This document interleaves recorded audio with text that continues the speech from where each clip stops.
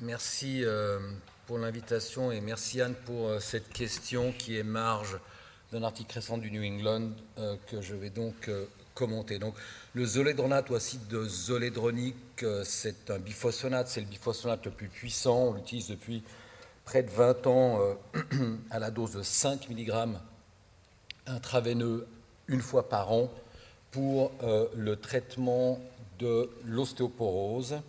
Et c'est donc de ça que je vais parler. Voici mes conflits d'intérêts. Et ça, c'est pour vous rappeler les guidelines encore actuelles, même si elles vont être actualisées cette année, de l'Association suisse contre l'ostéoporose concernant le traitement de l'ostéoporose. Vous voyez qu'on classe les patientes en fonction de leur risque de fracture, faible, modéré, élevé ou très élevé. Et globalement, quand le risque est modéré, c'est-à-dire qu'on aborde les rivages de l'ostéoporose densitométrique avec un T-score en dessous de moins 2,5, mais qu'on n'a pas de fracture, on est plutôt dans les dérivés des œstrogènes ou les biphosphonates oraux. Et quand on est dans le risque élevé ou très élevé, c'est-à-dire des patientes qui ont généralement déjà des fractures ou qui répondent à d'autres critères, on aborde les rivages de traitement parentéraux et notamment pour le risque élevé des biphosphonates ou du denosumab et ici des biphosphonates potentiellement intraveineux. Et donc la deuxième place de l'acide zoledronique, c'est le traitement par défaut chez les patientes qui ont eu une fracture de hanche, ceci pour des questions d'évidence des études chez ces patientes et pour des questions pratico-pratiques. Et donc la grande question du jour, c'est est-ce qu'on peut éventuellement décaler l'emploi de l'injection d'acide zoledronique des patientes à haut risque vers des patientes à risque plus modéré.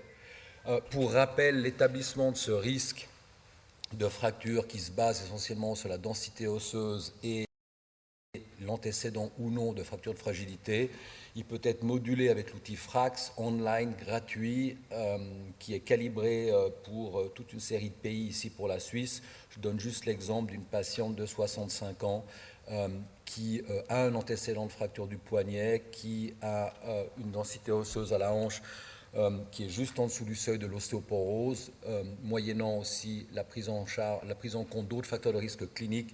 L'outil vous calcule la probabilité de fracture à 10 ans pour les fractures ostéoporotiques majeures et pour la hanche. Dans le cas de cette patiente, vous voyez un risque à 10 ans de 23% et dans les recommandations de traitement, vous avez ce graphique qui vous donne en fonction de l'âge et la probabilité de fracture, l'établissement du risque. Pour la patiente que je viens de vous montrer, 65 ans, 23% de risque de fracture à 10 ans, elle tombe ici. C'est une patiente à haut risque qui donc mériterait un traitement de la colonne rouge. Elle qualifierait, elle, d'emblée, par exemple, pour un traitement de zoledronate ou autre chose.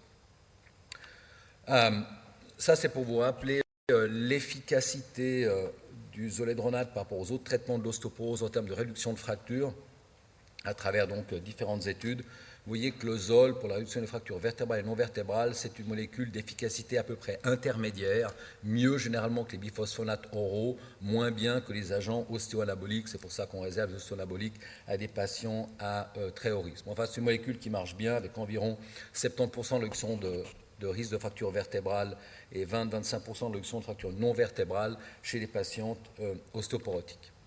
Alors, l'équipe de Ian Reid en Nouvelle-Zélande, il y a quelques années déjà, avait un peu étendu le concept de l'emploi de l'acide zoledronique en faisant ici une première étude où il avait pris des femmes âgées de plus de 65 ans, non pas ostéoporotiques mais ostéopéniques, donc des T-scores entre moins 1 et moins 2,5, dont très peu avaient déjà subi des fractures.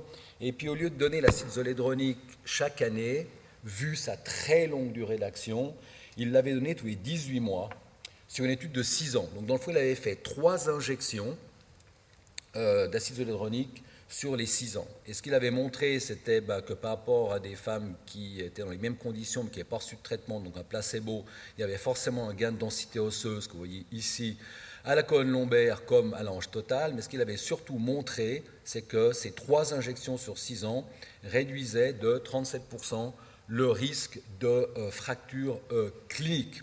Et on est là donc dans la pure prévention chez les femmes ostéopéniques. Et puis il a ensuite publié assez récemment une extension de cette étude là, avec l'observation des femmes qui avaient reçu 3 injections d'acide zoledronique. Il n'y a plus d'observation du placebo à ce moment-là, pour juste montrer la courbe d'incidence des fractures dans les années qui suivent, les 4 ans qui suivent l'arrêt des injections.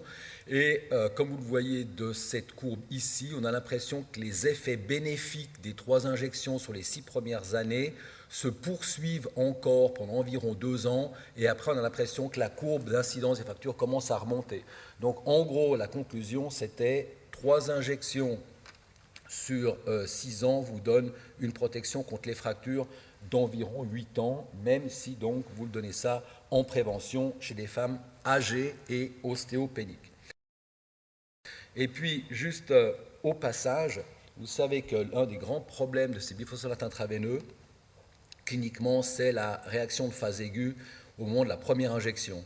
Il y a une activation des cellules T régulatrices qui, chez une femme sur 3 environ, vont vous donner une réaction de fièvre, parfois de frissons et surtout de myalgie qui peuvent durer parfois 2-3 jours et qui peuvent être extrêmement désagréables. On essaye de les prévenir avec du paracétamol avant-après, mais enfin c'est bien là.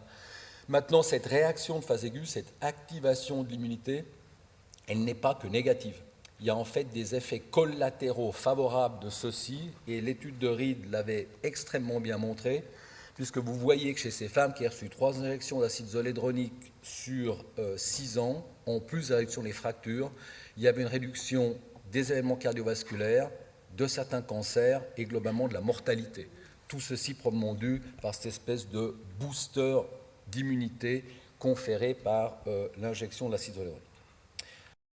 Alors, l'étude récente que je suis censé commenter, c'est un peu une extension de ce concept de l'utilisation de l'acide zoledronique en pure prévention.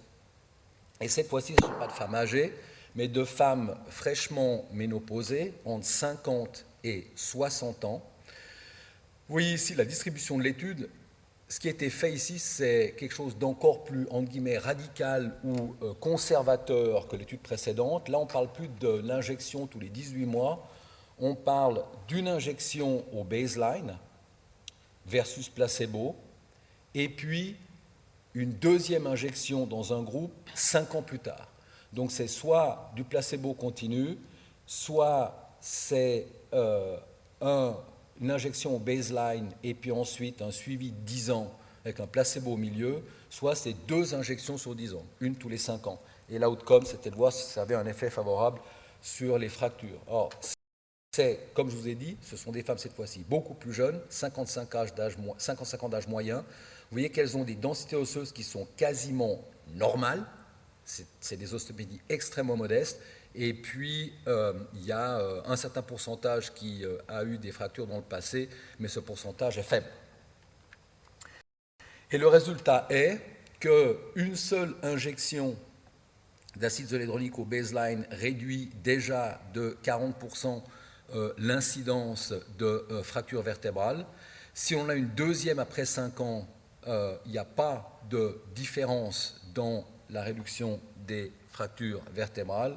Et puis si on regarde les fractures de fragilité en général, on a là aussi une diminution globale avec 1 ou 2 injections sur 10 ans d'environ 30% du risque de fracture. En termes d'effets secondaires, il rapporte 8 cas d'uvéite, qui est une des complications connues de l'acide zoledronique, aucun cas d'ostéonocrose de la mâchoire ou de fracture atypique du fémur, qui sont ces complications que l'on peut craindre avec les doses cumulées répétées de biphosphonate puissant, et il ne rapporte malheureusement pas dans le papier l'incidence des réactions de phase aiguë que je mentionnais tout à l'heure. Donc en conclusion, la prévention primaire des fractures vertébrales chez des femmes nouvellement ménopausées et à faible risque de fracture est possible avec une seule injection d'acide zoledronique, voire 2 à 5 ans d'intervalle. Ça, c'est la conclusion du papier. Et mes commentaires sont les suivants. Le NNT est à 22 pour prévenir une fracture vertébrale. C'est un traitement qui n'est pas con marché, mais bon marché, parce qu'il est aujourd'hui générique. En termes de remboursement, il y a déjà dans le compendium une indication pour le traitement de l'ostéopénie chez des femmes ménopausées avec au moins un facteur de risque selon Frax, donc on serait potentiellement dans une indication remboursée. C'est bien sûr une alternative simple, efficace et durable à la substitution hormonale ou aux dérivés sélectifs des récepteurs œstrogènes comme le raloxifène, du coup chez des femmes fraîchement ménopausées et qui veulent une prévention simple et durable. Il faut bien sûr tenir en compte ces effets secondaires de réaction de phase aiguë qui peuvent être parfois désagréables, rarement sévères, mais tout de même, et qui font parfois que les patients qui ont eu le traitement viennent vous reprocher de leur avoir donné ce traitement de cheval. Globalement, ça fait quelques années déjà que je fais ça chez mes patientes lorsqu'elles le souhaitent, et je pense que c'est ici cet article nous donne juste les bases scientifiques et les preuves pour l'efficacité de ce traitement dans des indications qui n'existaient pas avant. Et donc nous allons probablement tenir compte de ces nouvelles évidences dans la révision de nos guidelines en poussant peut-être vers la gauche l'injection d'acide zolédronique comme une alternative au traitement habituel préventif chez des femmes à risque modéré. Sur ce, merci, je réponds aux questions.